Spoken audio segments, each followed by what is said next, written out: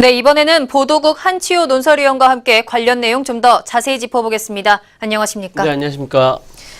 네, 신세계그룹의 임원이 네. 입점업체에게 뒷돈 수수를 받았다. 네. 정확하게 어떤 내용인가요? 네, 이런 내용이죠. 이제 입점업체가 대략적으로 이제 선정이 되면 그 입점업체를 이제 입점시켜주는 조건으로 해서 뭐 입점이 당장 안 되니까 입점이 한두 개 정도가 이루어지면 임원이 이제 그 뒷돈을 좀 달라라고 이제 돈을 요구한 그런 사건인데요. 네. 아마 이 입점업체 사장님도 이거 상당히 고민하다가 아마 그 수수료 상납을 했을 겁니다. 왜냐하면 그 사실은 입점업체 그 책임자가 그 입점을 결정하는 책임자인 임원이 이에 그 뒷돈을 요구하는데 그걸 거절할 수 있는 사람이 어디 있겠어요. 만약에 네. 거절을 하게 되면 더 입점을 못 하게 되거나 또 퇴점하게 되니까 그 상당히 좀 어려운 상황이었을 겁니다. 뭐 돈을 주기도 그렇고 안 주자니 또 입점을 못할까 봐 무섭고 좀 그랬겠네요. 그렇죠. 이게 만약에 신고를 이제 이분이 신고를 정상적으로 이제 신세계 시스템에 따라서 했다고 하더라도 네. 신세계 자체에서도 뭐 돈을 요구한 그 임원한테도 당연히 징계를 하겠지만 이 돈을 주거나 이런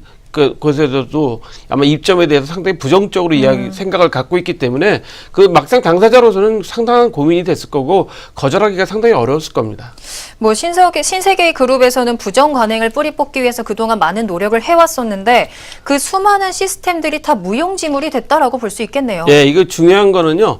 시스템이 아무리 좋아도 그 시스템을 운영하고 그 시스템에 적용을 받는 건 사람입니다. 그렇죠. 예, 사람이 가장 중요하기 때문에 아무리 좋은 시스템을 만들어놔도 그거를 운영하고 그 안에 들어가 있는 사람들이 제대로 그 따라주지 않는다면 아무 소용이 없는데 이번 경우에 같은 경우도 정용진 회장이 그동안 부정척결 의지가 강력했기 때문에 시스템을 제대로 만들어놨는데 네. 그 안에 있는 사람들이 그 회장의 그 의지를 따라가지 않고 따로 뒷돈을 챙기는 그런 현상이 생기기 때문에 신세계는 이거를 벗어나기 위해서는 아마 강력한 인적 쇄신이 없으면 아마 다시는 아무리 어떤 제도나 시스템을 만든다고 해도 벗어나기 어려울 겁니다. 결국에는 등잔 밑이 어둡다라고도 볼 수도 있겠군요. 예, 그렇죠. 이 시스템을 만들어 놓고 난 다음에 이런 일이 자꾸 생기니까 점점 음성화돼 가는 거죠. 네. 음성화돼 가고 은밀화돼 가고 그다음에 좀 더 강력한 요구사항이 생기게 되고 막 이렇게 현상이 되기 때문에 시스템이 문제가 아니라 그런 사람이 어떻게 생각을 하고 있느냐가 상당히 그렇죠. 중요한 거죠. 그래서 죄송한 말씀이지만 신세계 임직원들의 이번에 정신 개조를 좀 해야 될 것 같습니다.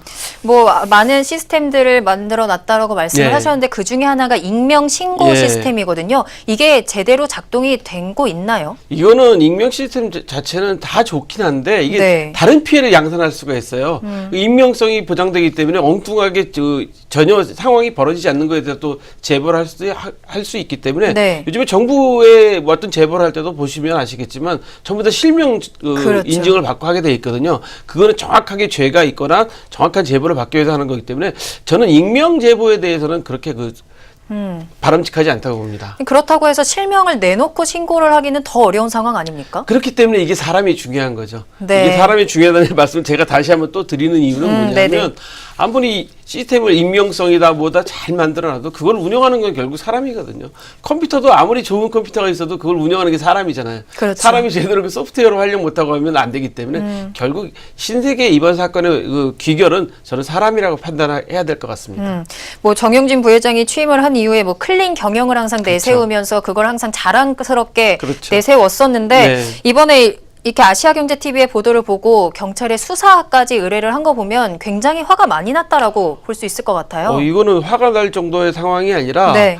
이거는 회장이 추구하고자 하는 경영 방향과 정반대로 간 상황이 돼버렸잖아요. 그렇죠. 그렇다면 과연 이 회사가 이 그룹이 제대로 굴러가겠느냐 제대로 된 경영을 할 수 있겠느냐는 계속 의구심이 드는 거고 이건 단지 이 들어간 이 입점업체 이 한 군데의 문제가 아니라 네. 다른 분야에서도 계속 있을 수 있거든요. 특히 신세계는 유통 서비스 분야를 많이 하고 있는 그룹이기 때문에 다른 분야도 또 이렇게 돼 있을지 모른다는 거죠. 이 분야에 대해서 그래서 신세계는 이번에 자성하고 자각하지 않으면 아마 나중에 큰 화를 입게 될 겁니다. 어떻게 보면 이제 신세계그룹 임원이 갑질을 했다라고 볼 수 있을 것 같은데 이렇게 할인점이나 백화점에서 입점을 대가로 갑질을 하는 경우가 많죠. 이런 경우가 상당히 많이 있었죠. 네. 과거에도 상당히 많이 있어서 얼마나 많이 만연됐으면 그 정용진 회장이 이런 시스템을 만들어서 없애겠다 했겠어요. 그렇죠. 과거의 사례를 보면 그 롯데 홈쇼핑의 그 사장이 구속된 적도 있어요. 그게 이제 그것도 홈쇼핑 입점을 미끼로 상납을 받고 그래서 문제가 돼서 심지어 롯데 그룹의 계열사의 홈쇼핑 사장도 구속이 된 적이 있기 때문에 네. 신세계도 이런 상태로 사람들을 그냥 방치해 둔다면 아마 경영자가 구속되는 사례도 안 나오리라는 보장을 그러네요. 못하지 않겠습니까? 뭐 그런데도 이렇게 계속해서 유통업계 갑질 끊이지 않고 나오는 이유가 뭘까요? 이게 이제 유통업의 특성상 제조업체들이 판매를 하려면 유통업체들이 플랫폼 역할을 해주지 않습니까? 네. 그러니까 유통업체들이 예를 들어 신세계 같은 경우만 해도 그 하남 스타필드 같은데 많은 사람들이 모이니까 일단 거기서 많이 팔 수가 있으니까 제조업체들은 들어가려고 노력을 할 수밖에 없죠. 네네. 그러다 보니까 이런 일이 계속 만연되고 반복되는데 제일 중요한 사항을 잊고 있는 것 같아요. 뭐 어쨌든 이제 앞서도 말씀드렸지만 신세계그룹에서 경찰이 수사를 의뢰하겠다라고 밝혔거든요. 네네. 이렇게 해서 경찰이 직접 나서게 되면 상황이 어떻게 이 달라질까요? 경찰에 나서게 되면 이 한 건의 문제가 아닐 겁니다. 이 수사라는 게 원래 그 압수수색을 하고 자료들을 다 찾아내고 통장도 다 그러니까 거래 내역도 다 봐야 되기 때문에 네. 그렇게 되게 되면은 이 사건이 오히려 더 일파만파 커질 수도 있고요. 죄송한 말씀이지만 경찰 수사 이전에 일단 신세계 자체에서는 이런 것을 어떻게 앞으로 막을 것이냐, 시스템 말고 네. 어떻게 바꿀 것이냐는 인적 쇄신에 대한 문제부터 먼저 상의를 좀 해야 될 것 같아요. 네, 말씀 잘 들었습니다. 지금까지 보도국 한치호 논설위원과 이야기 나눠봤습니다.